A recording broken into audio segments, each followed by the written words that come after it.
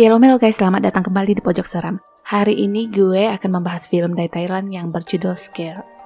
Ayo kita mulai.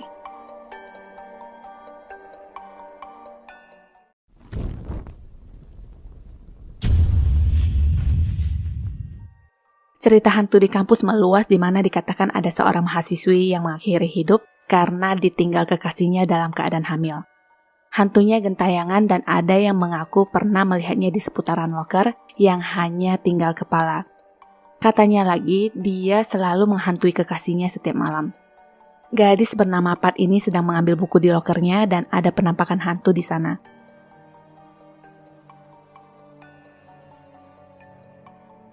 Itu ternyata cuma temannya yang iseng yang bernama Ploy.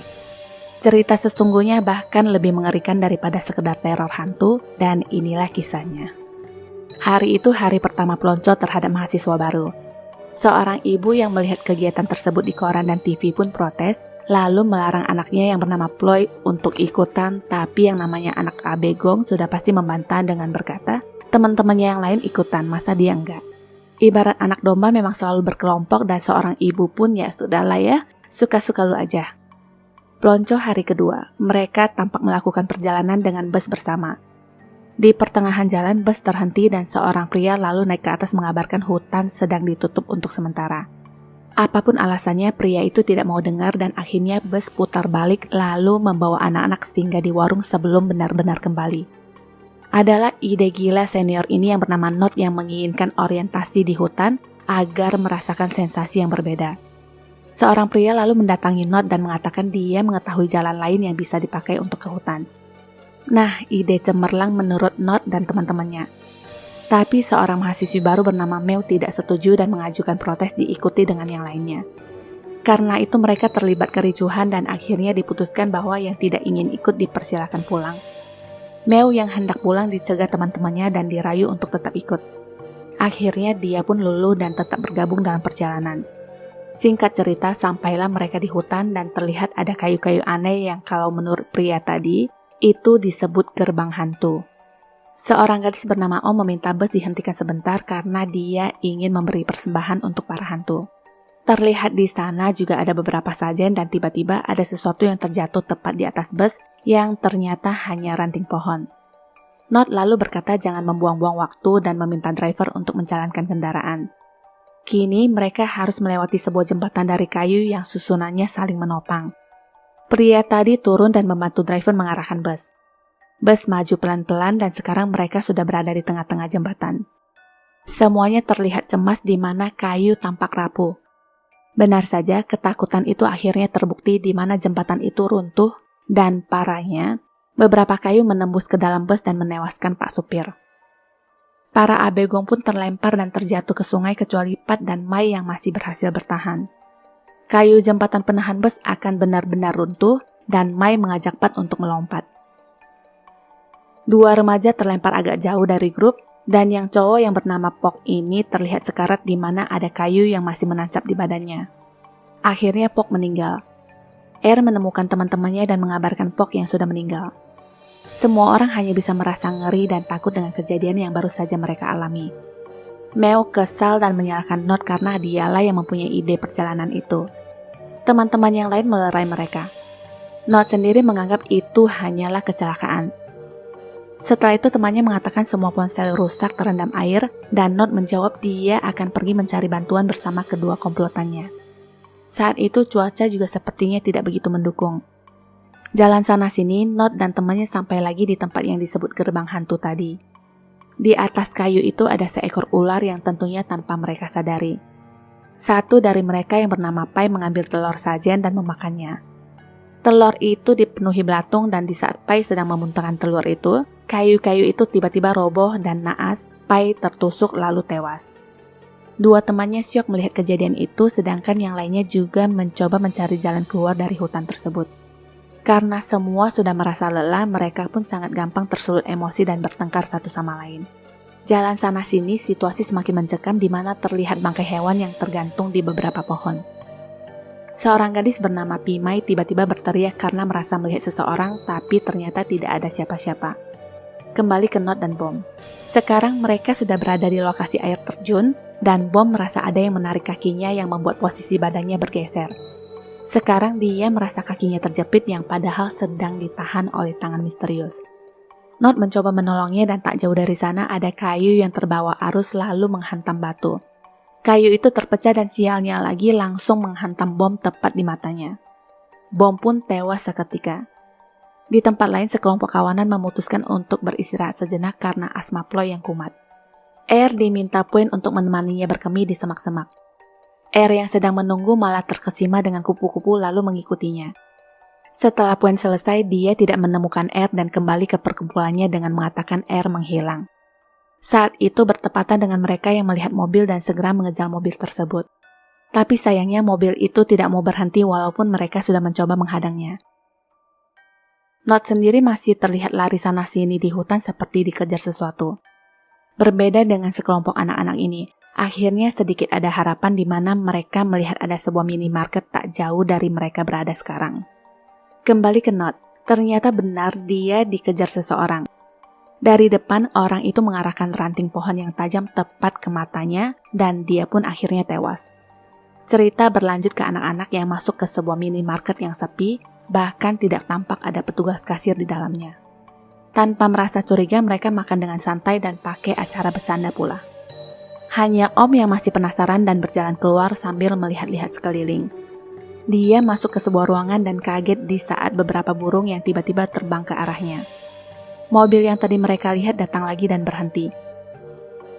Om berjalan keluar dan mengintip ke dalam mobil yang ternyata ada Air di dalamnya, tapi dalam keadaan tidak sadarkan diri. Om memanggilnya dan pintu kaca mobil terbuka sendiri.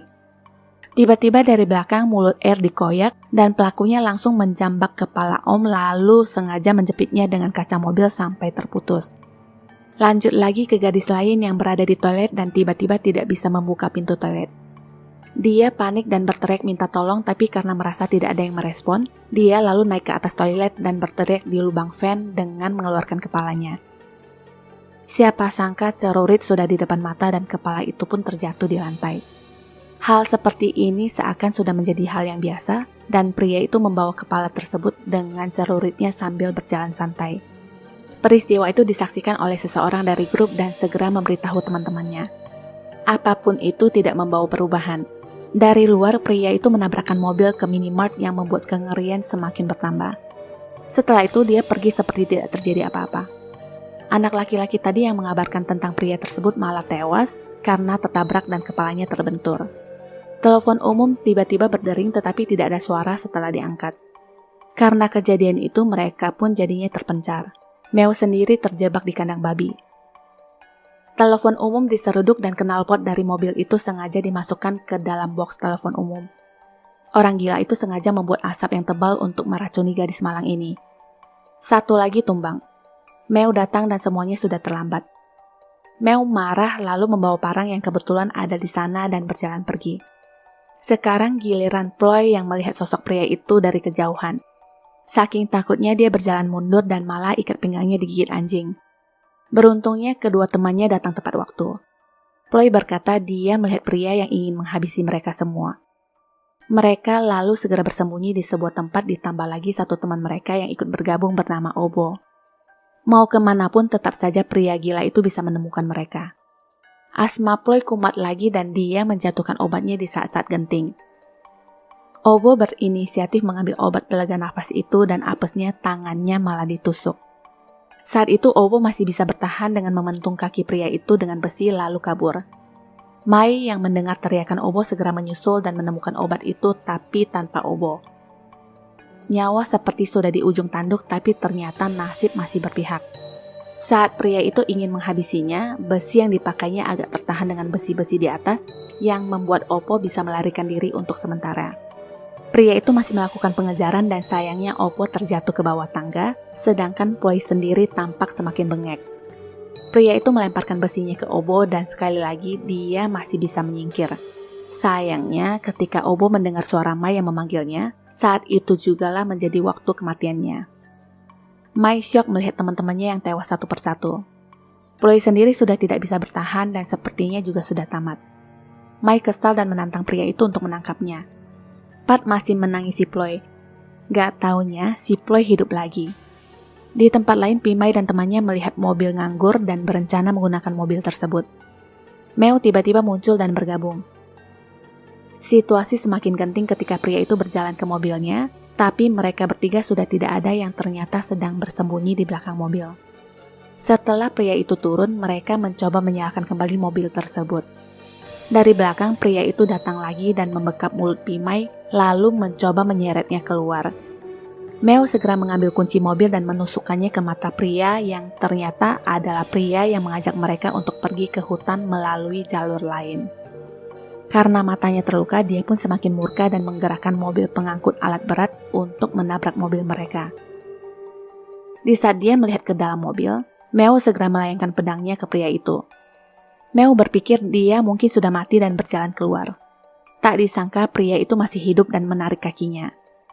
Meo mencoba merangkak pergi dan ketika posisi badan itu ada di tengah alat pemotong, Toy segera menggerakkannya dan dia pun terpotong. Meo yang masih syok melayangkan pedangnya dan terus-terusan membacoknya. Ploy menyuruhnya berhenti karena pria itu sudah mati.